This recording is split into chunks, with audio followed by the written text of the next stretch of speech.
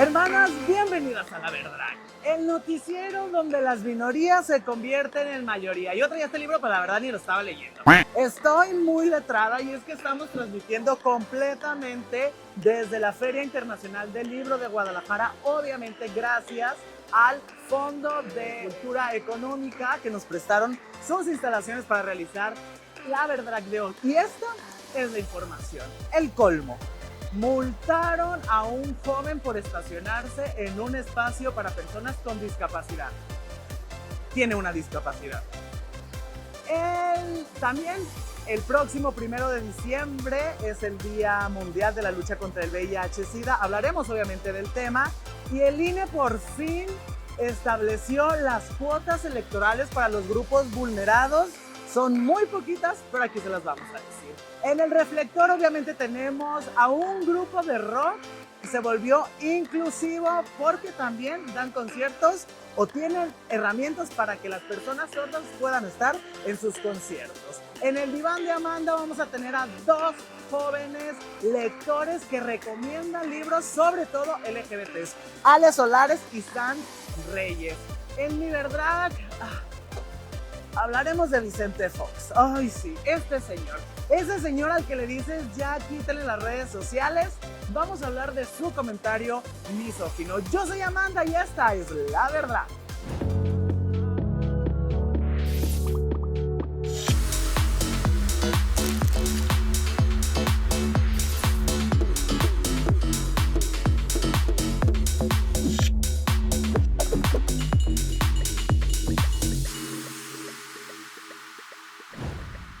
Arrancamos con la información y les decía que mañana, 1 de diciembre, se conmemora el Día Internacional de la Lucha contra el VIH-Sida. Y usted disculpará, pero como no tengo prompter, le voy a leer cuáles son las cifras que nos dice la Secretaría de Salud. Son alrededor de 365,000 casos. Esto de acuerdo, se lo decía, al registro epidemiológico de casos que tiene la Secretaría de Salud. Se dice que en México 3 de cada 10 personas que viven con VIH aún no lo saben y que 4 de cada 10 no saben su condición serológica.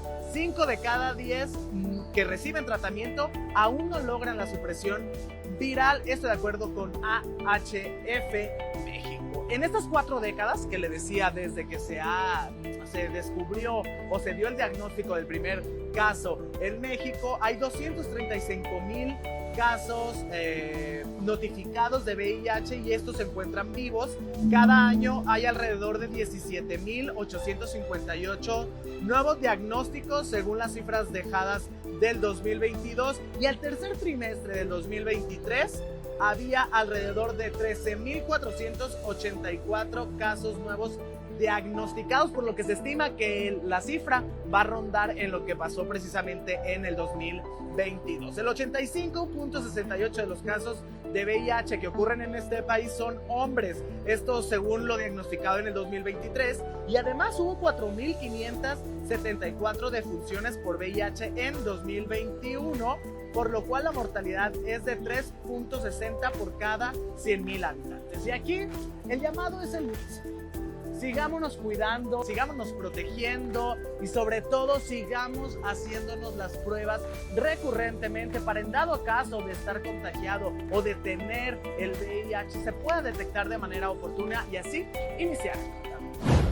Seguimos porque les decía también, el INE a cuentagotas, con poca representación, pero pues nos tocó algo, antes ni siquiera nos tocaba, y es que ya dieron los porcentajes de las acciones afirmativas y le voy a leer precisamente cuál fue el acomodo que dio el Instituto Nacional Electoral, los cuales estas acciones afirmativas dicen que son para garantizar la participación de grupos indígenas, personas con discapacidad, afromexicanos, la diversidad LGBTIQ en la Cámara de Diputados, y por primera vez va a llegar una persona al Senado.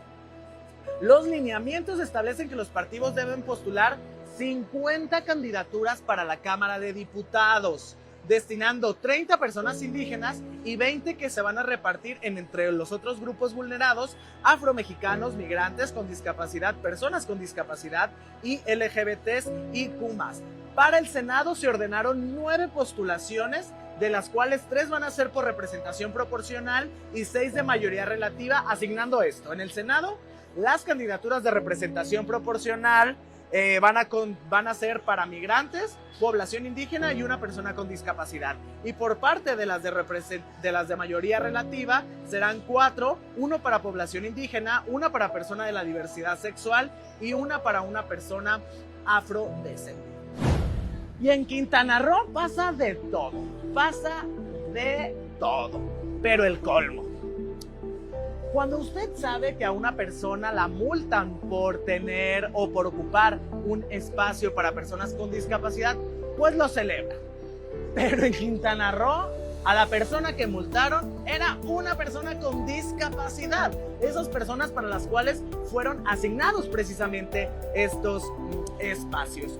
Y es que, para ser precisos, Diego Rebolledo denunció a través de sus redes sociales que fue multado por un policía de tránsito allá en Cancún, Quintana Roo, por estacionarse en un espacio reservado para personas con discapacidad. Esto a pesar de que él está en silla de ruedas. Contó que pudo hablar con el oficial y explica que el policía no solo lo ignoró, sino que además lo llamó inválido. Inválido, o sea, no tiene valor. Ese término ya no se usa porque no es la palabra correcta, es persona con discapacidad. Pero hay una actualización y es que ya las autoridades de Quintana Roo le ofrecieron disculpas y le regresaron su placa. Pero voy a lo que voy. ¿Cuál es la necesidad de tener que hacer este tipo de cosas si evidentemente una persona con discapacidad estaba ocupando el espacio para una persona con discapacidad? Independientemente de que traiga o no traiga el tarjetón, el policía vio que evidentemente era una persona con discapacidad.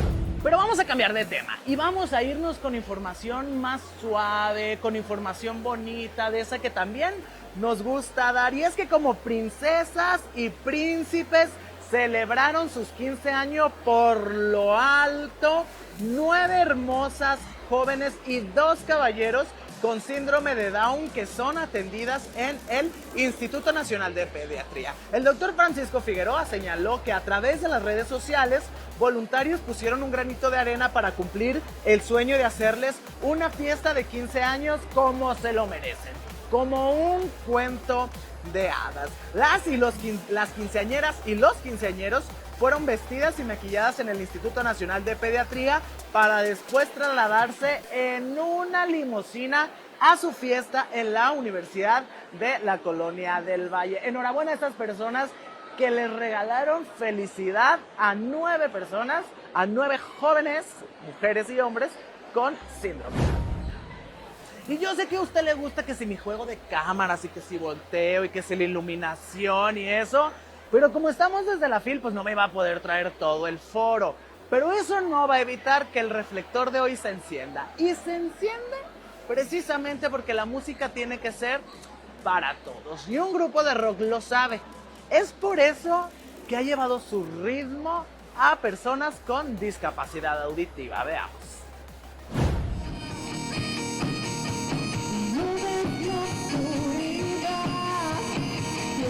Él es Luis Jorge, un joven con discapacidad visual que encontró en la gaita la manera de demostrar su personalidad al mundo. Tocaba el piano y eso les inspiraba un sentimiento, en el mejor de los casos, de ternura y en el peor de lástima. Entonces llegó un momento en el que dije, ¿saben qué? O sea, necesito un instrumento que pueda revelar mi verdadera personalidad, ¿no? Esta parte dura y esta parte que quiero, pues, hacer saber a la gente que el hecho de no ver no me hace, pues, ni débil ni frágil.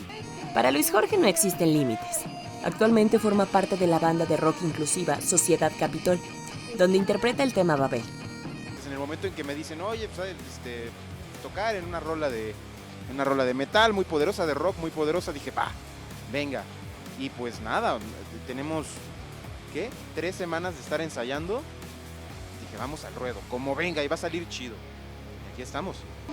A través de un lenguaje universal, Sociedad Capitol busca romper paradigmas para que su música la pueda disfrutar cualquier persona. La música no solamente se escucha, se vibra y se vive. Eso es lo más importante, que no solamente las personas que somos oyentes podamos estar incluidos en el arte, sino lo que buscamos es justamente romper todas estas barreras que tiene la sociedad. Pues lo que ha buscado esta banda sí es incluir justamente estas vibraciones que no solamente son música, sino también es sinergia, carisma y también pues respeto ante cada acción que hacemos. Esta agrupación es la primera banda de rock en Latinoamérica que integra elementos enfocados en la sensibilización, visibilización e inclusión de la discapacidad. Cuenta con diversos apoyos visuales y un grupo de intérpretes de lengua de señas mexicana. Rompemos con ese formato tradicional de interpretación, donde el intérprete solo está en una esquina, entonces forma parte del show y es como una tercera voz. Sociedad Capitol es una banda originaria de la Ciudad de México, pero radicada en Ciudad Satélite, Estado de México. Comenzó su trayectoria musical en 2013. Con el tiempo evolucionó para que su música llegara a más personas. Estábamos buscando cómo participar socialmente a través de la música y del rock. Buscamos distintos medios, pero cuando llega Shani a la banda, ella tiene mucho contacto con toda esta situación y es quien nos acerca.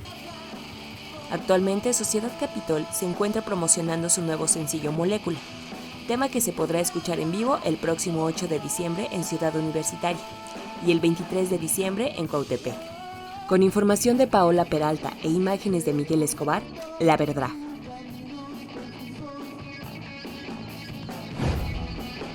Hermanas, y estoy de plácemes, de manteles largos, dijeran por ahí.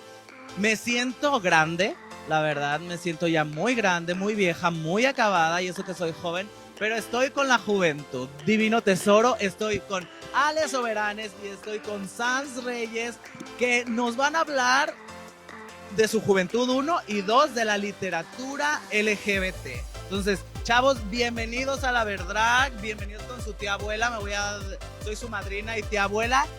¿Qué es para nosotros, las lesbianas, los gays, las trans, drags, todo, el poder contar nuestras historias? Nos tardamos mucho tiempo, pero ahí vamos ya dando apenas estos primeros pasos. Voy a empezar con Ale, ahorita voy contigo, Sans, pero ¿qué representa para nosotros el poder leernos y aspirar a estas historias? Hola, yo soy Ale de Libros. Hablo de libros lesbianos en su mayoría. Y yo creo que para mí el poder contar nuestras historias y leerlas es dar visibilidad y es como dar este espacio seguro a saber que podemos existir sin prejuicio alguno. Porque para mí mi sexualidad no era algo válido hasta que yo leí un libro en donde era tan normal amar a otra mujer. Y no recuerdo de qué trata el libro, ni siquiera sé si lo recomendaría porque no creo que tenga la mejor trama, pero para mí fueron 325 páginas de sentirme válida. Entonces para mí es eso, validar a alguien y darle un espacio seguro que tal vez no tiene. ¿Tenemos buena representación en los libros, Sans?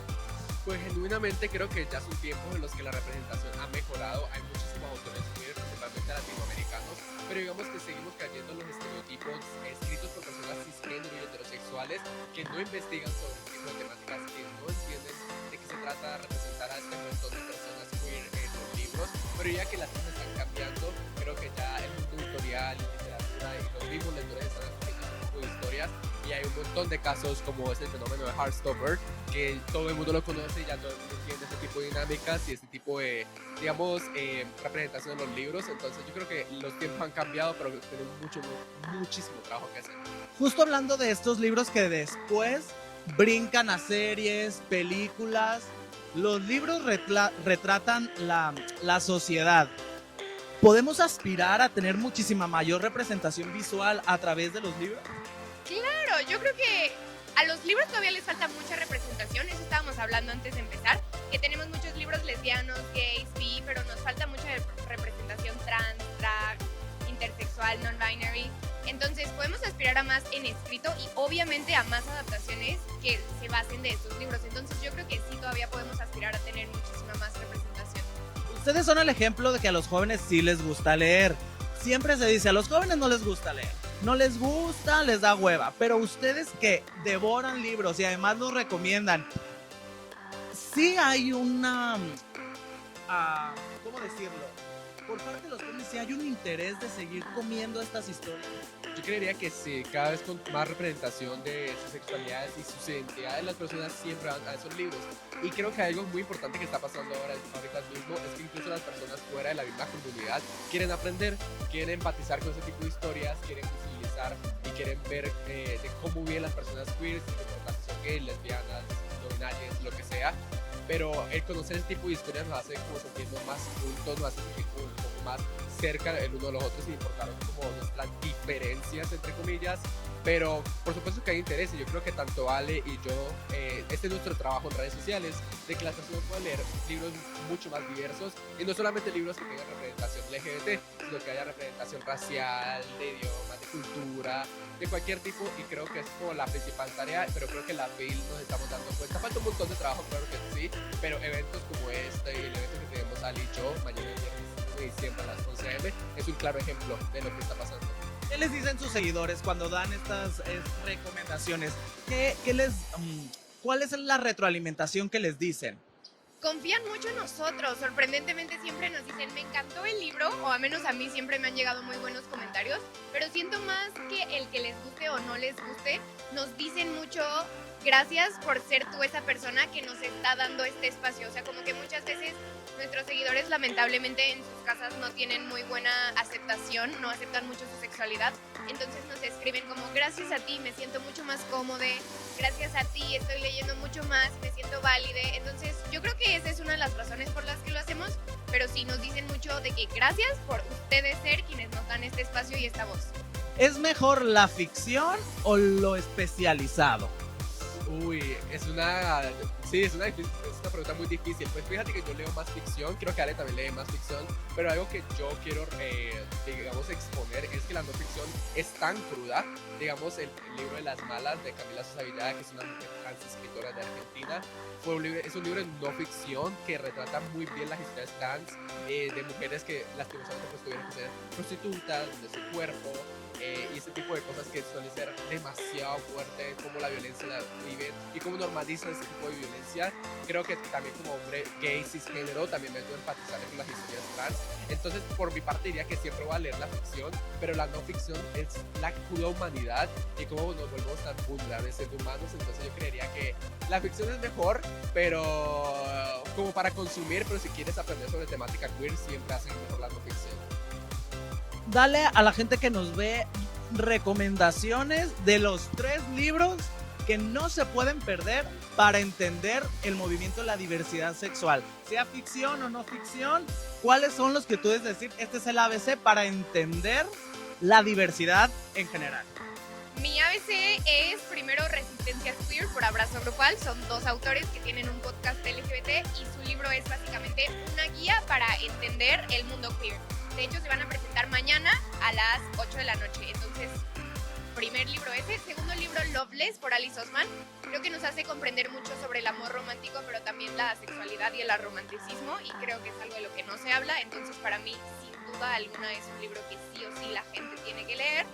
Y el tercero les voy a recomendar algo más tranqui, algo de ficción para que les guste, que es mi libro favorito y se llama Esa chica se vuelve loca. Es un romance lesbiano, pero nos enseña mucho como de introspectiva y autorreconocimiento al saber de que ahorita no estoy lista para tener una relación porque tengo muchos pedos, necesito curarme a mí primero antes de poder como estar con alguien más. Entonces tiene un montón de cosas, pero también es el mejor libro y el más cute. ¿Tú, Sans, tu ABC de libro?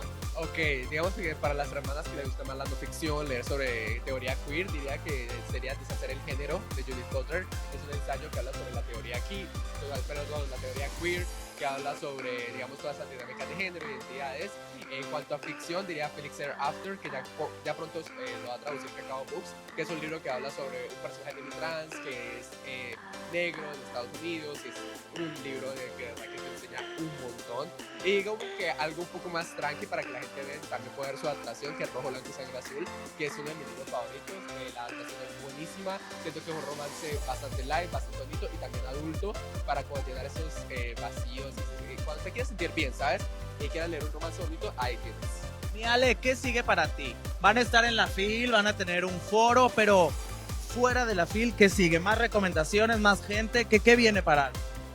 Para mí, a lo contrario que la gente piensa, no voy a escribir, pero quiero tener mi propia editorial LGBT. Un espacio que sea únicamente queer, en donde la gente LGBT pueda acercarse a mí y publicar sus libros, pero también yo traducir libros que a mí me gustan mucho porque nos faltan muchas traducciones. Hay muchísima literatura queer en inglés que lamentablemente las editoriales grandes aquí no les dan una oportunidad y se la merecen. Entonces para mí sigue eso, traducir y publicar para que la literatura se vuelva accesible para todos. Ok, yo diría que sí publicar libros, aunque si aquí mi amiga Ale llega a hacer su editorial, yo le apoyo completamente. Ya tienes quien te publique. Sí, y también tengo una socia, entonces absolutamente yo estaría vinculado a eso, a los libros queer, a que haya más representación. También me gustaría hacer mucho activismo, menos en mi país, porque siento que aunque es un país que tiene un montón de derechos, que aboga por los derechos queer, siento que también me gustaría ser un vocero de todo esto y tener una fundación tal vez para apoyar a todas las personas o emprendimientos que tengan que ver con personas vulnerables dentro de la comunidad, que se les pueda ayudar, que se les pueda brindar la mano y sobre todo que se les pueda dar una voz que al menos yo tengo en mis redes sociales y que quisiera dar a las demás personas. ¿Qué pasa con la literatura? Pareciera que no es tan accesible para toda la gente. Todavía hay gente que no puede acceder a muy buenos libros. Los jóvenes se enfrentan a eso. Claro, y sobre todo porque, como te decía, muchos de ellos no tienen espacios seguros en sus casas, entonces, aunque tuvieran la capacidad económica de comprar un libro, muchas veces las portadas gritan ¡lesbiana! Y aunque a mí me encanta que la portada tenga dos mujeres besándose encueradas, hay mucha gente que no puede tener eso porque sus papás no les dejan. Entonces, claro que los jóvenes se enfrentan a que la literatura no sea accesible y yo creo que sí debemos de considerar en nuestros planes a futuro ambos, buscar una manera de que llegue a todos. Los adultos, ¿tienen ustedes ahí pleitos con los adultos? Los grandes escritores ya de antaño, por no decir añejos, sí hay de que no, la literatura no tiene que ser así, lo que está escribiendo ahora no es literatura, ¿sí existe? Pues pasa bastante, más que todo con escritores que se animan a escribir libros queer, entre comillas, que se les critica mucho que caen en estereotipos, que no se informan bien y esto. Y cuando queremos educar, porque no lo hacemos ni para echar hate a nadie, ni para odiarnos, sino simplemente es para educar, suele mucho de que nos ignora, no nos hace sentir menos, o nos hace sentir que somos el problema, cuando durante años siempre hemos sido el problema, durante años en la sociedad. Por eso es que es bastante común, y creo que en comentarios de TikTok, tanto Ale como a mí, son personas de generación millennial, X, que o suelen ser padres de sus propios hijos que consumen literatura, o simplemente hacen de menos por llamar a los libros LGBT como libros LGBT o libros gay, libros lesbianos, es de representación del LGBT, pero aún así se les llama así como para hacerlo más ameno y para hacerlo más de uno mismo. Y ya para terminar, porque estos chavos están jóvenes pero bien ocupados. Estuvieron jode y jode, ¿no? Y el término no binario no existe, y el lenguaje inclusivo, y que no sé qué.